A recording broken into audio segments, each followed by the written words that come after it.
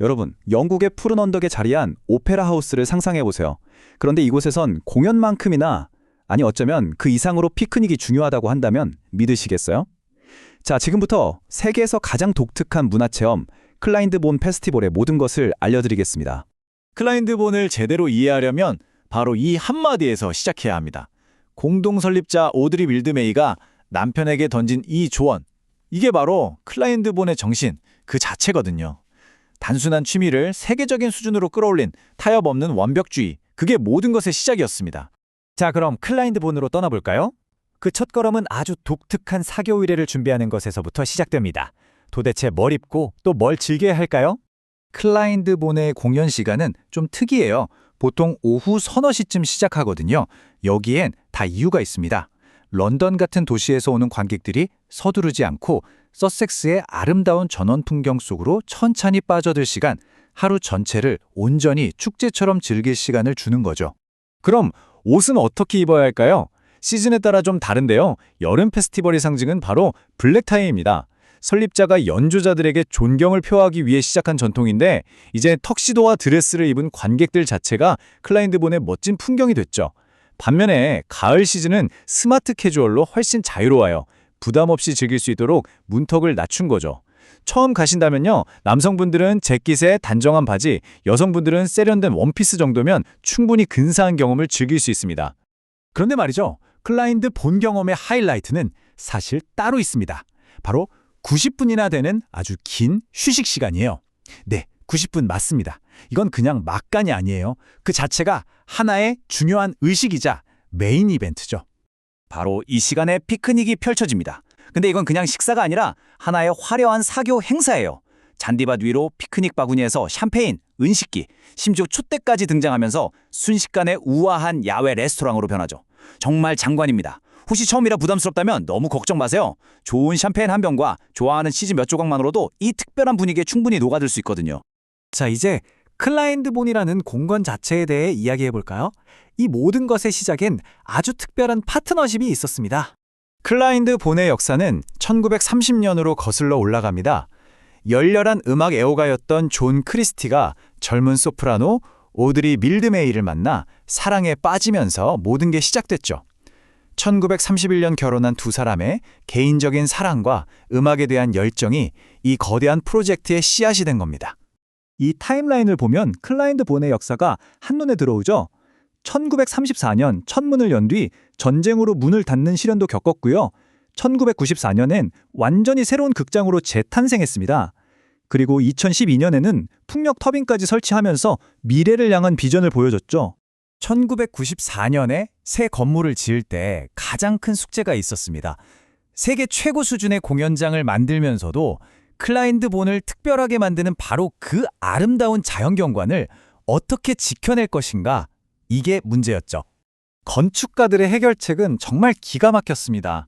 건물을요, 경사진 언덕 아래로 10m나 파고 들어가서 지은 거예요. 덕분에 이 거대한 건물이 주변 풍경을 압도하지 않고 마치 원래부터 거기 있었던 것처럼 자연스럽게 녹아들 수 있었죠. 하지만 안으로 들어가면 완전히 다른 세상이 펼쳐집니다. 1200석 규모의 객석은 음향 효과를 최고로 끌어올리기 위해 전통적인 말발굽 형태로 설계됐고요. 재활용 소나무로 마감된 벽은 소리를 아주 풍부하고 선명하게 객석 구석구석까지 전달해줍니다. 그리고 이 예술적 경험은 극장 문을 나선다고 끝나지 않아요. 세심하게 가꾸어진 정원 곳곳에 헨리 무어 같은 거장들의 조각품이 놓여 있어서 정원 그 자체가 또 하나의 살아있는 무대가 됩니다.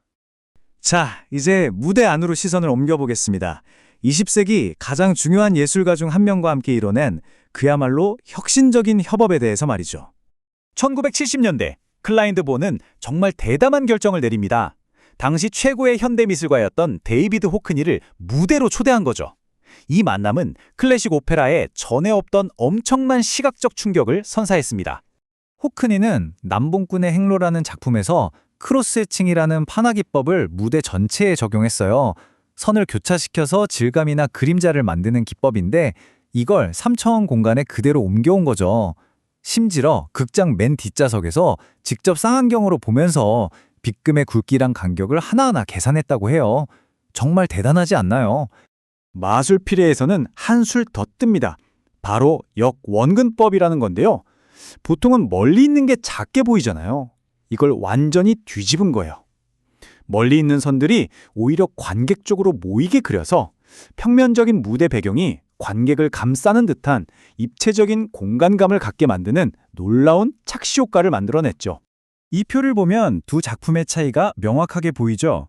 남봉구나 행로가 마치 흑백 판화 속으로 걸어 들어가는 듯한 경험을 줬다면 마술피리는 밝은 원색과 기하학적 대칭을 통해 동화책 속에 들어온 것 같은 환상적인 세계를 만들어냈습니다. 그럼 이제 클라인드 본의 시선을 미래로 돌려볼까요? 지속 가능성과 현대 사회에서의 역할에 대한 그들의 비전은 과연 무엇일까요?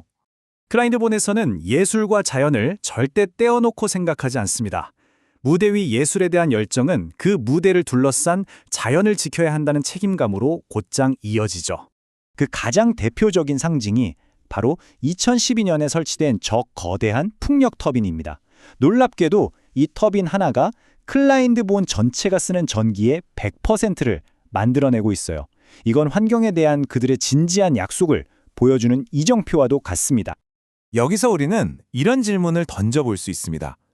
모든 걸 스마트폰 화면으로 즐기는 이 시대에 과연 오페라는 그저 과거의 유물이 되어버린 걸까요?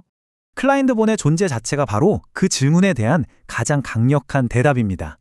이곳에서 오페라는 박제된 예술이 아니에요.